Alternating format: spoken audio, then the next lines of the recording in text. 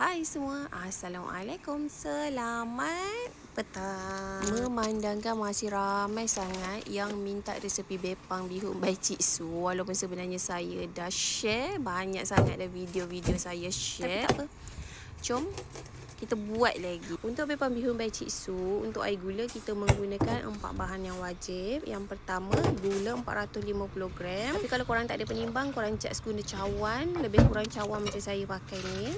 Yang kedua ialah air. Air guna cawan yang sama. Kita nak air 2 cawan atau berada di atas parah gula.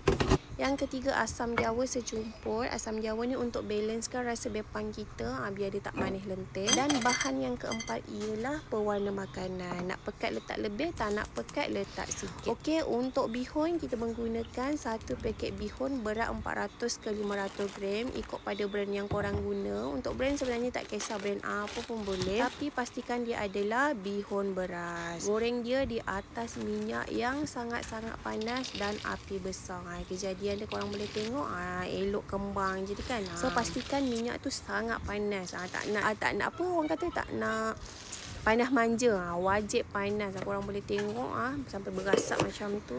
Untuk air gula pula, ni dah siap dah ni. Contoh air gula yang dah siap, pekat likat, korang kena test dia di air kosong lah, macam tadi yang saya tunjuk tu. Last sekali tuang dia di atas bihun. Tuang masa dah tutup api tu terus tuang, jangan tunggu dia sejuk pula.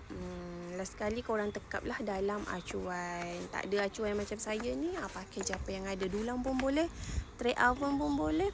Tapi kalau korang nak acuan yang macam ni, kena buat sendirilah. Sebab acuan ni pun saya buat sendiri, saya tak ada orang jual. Ukuran dia 16 x 24 inci. Okey, part paling last korang potong lah.